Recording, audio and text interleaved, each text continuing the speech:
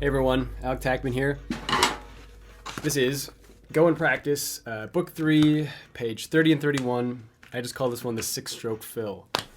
It's not going to be based on any particular rudiment, it's just a combination I like. And this one has a strong Buddy Rich vibe to it. I don't remember where exactly I learned this one, but this is going to be a shorter video. It's basically a 6-stroke combination with a ton of variants on it. So let's just get right to it. We start with number 1. The basic pattern is just 2 triplets, right, and then left, bass drum. And in the book, it's written as 8th note triplets, but usually I like to have this one implied as more of a 16th triplet kind of vibe. So number 1 just played literally as written, like.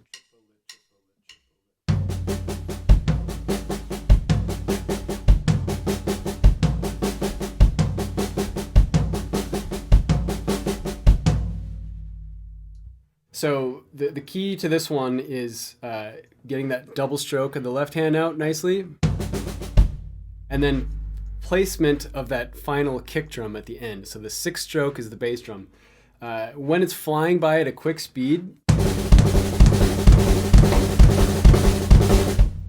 you're not going to obviously be able to count that quickly and count them all, but what I like to do is just think of that bass drum as it just comes immediately before the floor tom. So it's almost like you're doing a flam. So if you get that ba-dum, ba-dum, ba-dum going, that will usually take care of the rest. The hand part almost just kind of falls out when you get used to the single and double combination. So number 1 repeated quickly.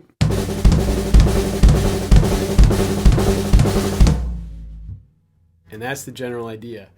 You got to get this sweep across the drums. You could have that sweep back and forth if you want something that looks kind of cool.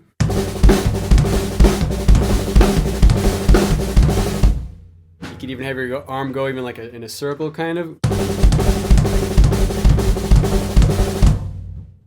But it's just the same pattern repeated over and over. Number 2 is the same thing. You just leave the right hand on the floor tom.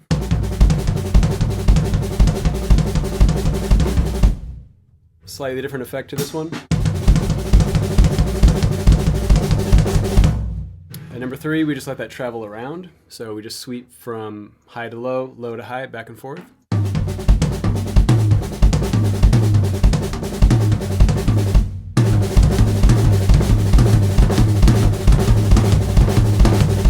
This could be pretty much up to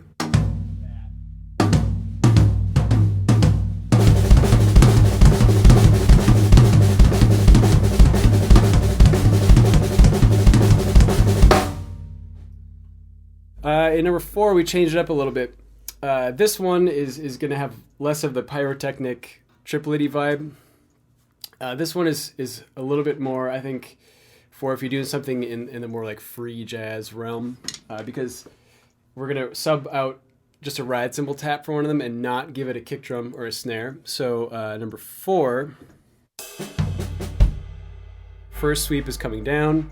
The second one is going up just as before, but now it's on a ride.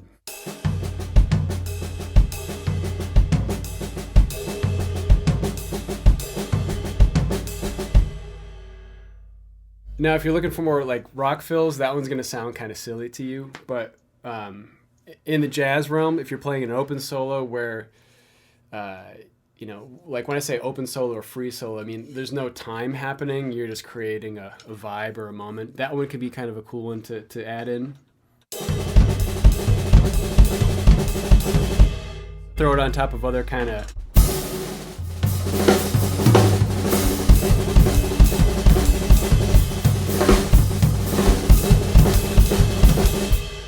that kind of like stuttery all over the place kind of stuff. I like that one. And number 5 is the same thing, but if you're going for like a little lighter touch, we'll do the kind of hi-hat conversion. Instead of the kick drums, put a really heavy hi-hat foot. So then we get number 5.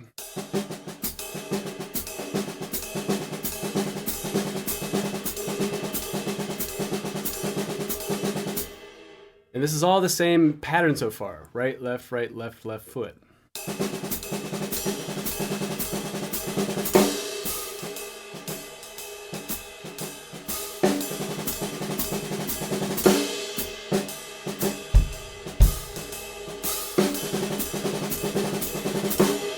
also reverse that one. That's the number 1 on the top of the next page.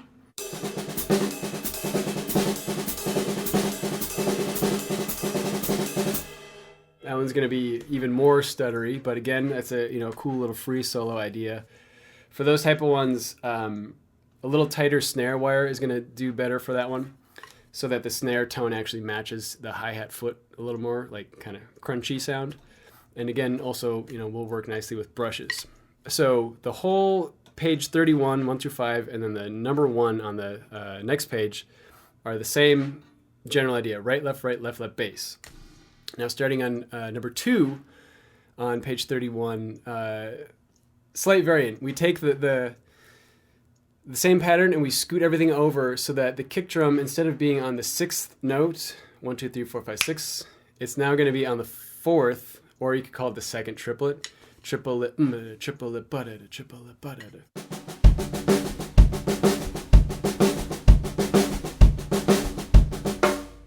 And now that's gonna be a little more of a groovy location, because if you're playing it as triplets, it's gonna land on 2 and 4. If you're playing it as 16th triplets, it's gonna be on the ands of the beats. So like number 2 sped up a little bit.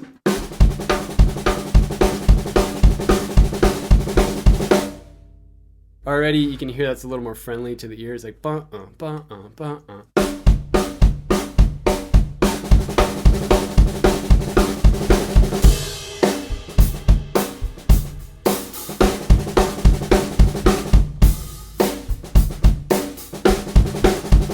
Then, of course, you can crank up the speed if you want.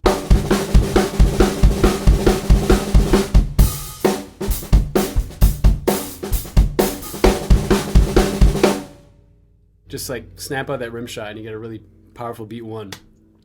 You could also try to blend that with, like, if you had a beat that had kick drums on the upbeat.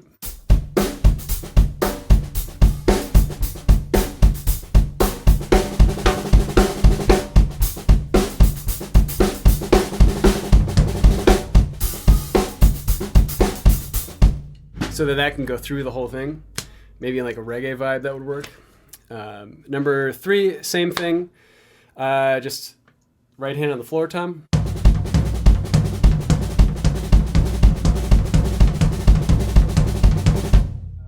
4, we snap some of those over to the snare drum. So every other one is going to sweep over. So the right hand is basically 2 here and then swept over.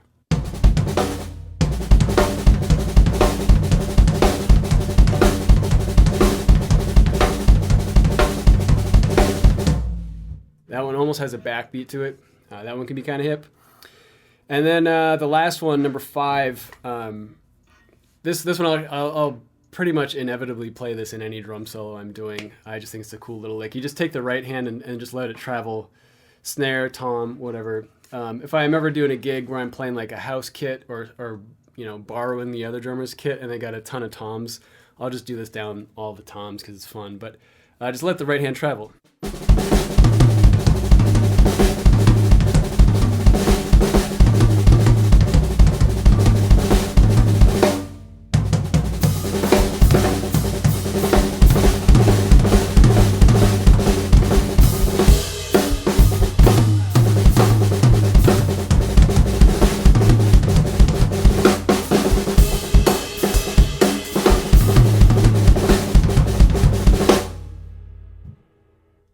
So anyway, this page, it's a little more just kind of like silly, showy type stuff, but it's cool stuff to fall back on playing a drum solo. I think the very first one, I've played that one so many times I could probably do it in my sleep. Just this.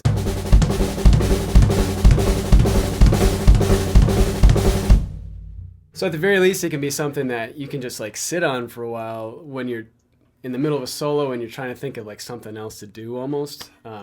But anyway, just a nice quick little fill.